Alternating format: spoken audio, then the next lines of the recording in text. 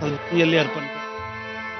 संजय खोडके यांची प्रतिक्रिया होती। दादांचे अतिशय निकटवर्तीय मानले जातात संजय खोडके।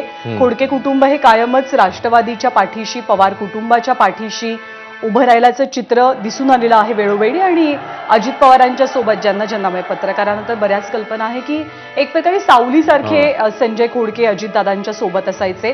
काटेवाडी ते बारामती काही किलोमीटर्सचं अंतर आहे आणि अजित पवारांचा एक प्रकारे शेवटचा प्रवास सुरू झालेला आहे।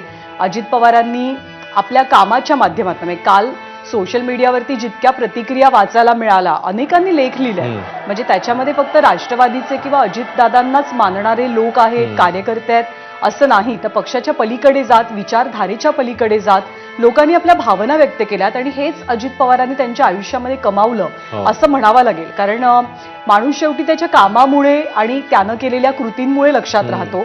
अजित पवारांचं काम हे अर्थातच मोठं होतं महाराष्ट्राच्या दृष्टीनं विचार करता। अक्षय भाटकर आपले प्रतिनिधी सुद्धा आपल्या सोबत आहेत।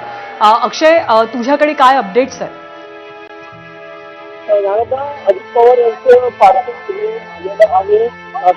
पार्थिव हे आलेलं आहे काठेवाडी इथून ते निघालेलं होतं आणि आता जर आपण बघताय की पार्थिव जे आहे ते आता पोहोचलेलं आहे।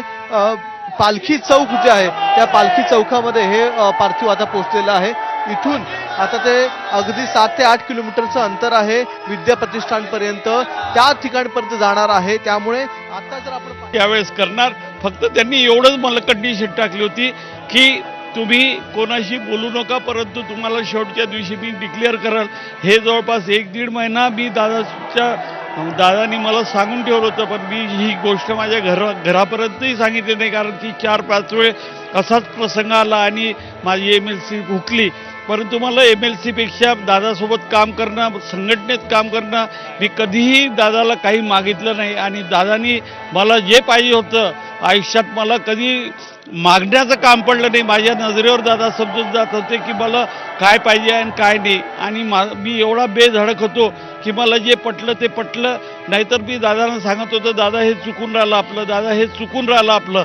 ते चिडत होते परंतु ऐकून घेत होते। जर आपण एखादी गोष्ट सिरियसली सांगितली की दादा इथं आपलं चुकून राहिलं तर ते पहिल्या टप्प्यात चिडत होते, परंतु नंतर शांतपणे 10 मिनिटं 15 मिनिटं बसून शांतपणे ऐकून घेत होते। ही सर्वात मोठी त्यांची जमेची बाजू होती।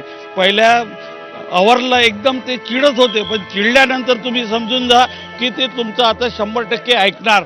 म्हणजे ही त्यांची सर्वात मोठी ख्याती होती की पहिल्या टप्प्यात चिडणार परंतु नंतर पूर्ण समजून घेणार, आणि ते जर आपण बरोबर बोलत असलं तर ते 100%।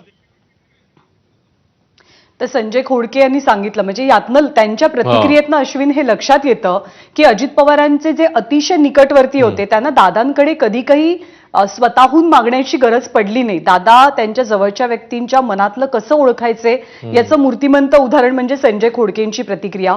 बारामतीच्या पालखी चौकापर्यंत अजित पवारांचं पार्थिव पोहोचलेलं आहे। आपले प्रतिनिधी अक्षय भाटकर सुद्धा तिथेच आहेत।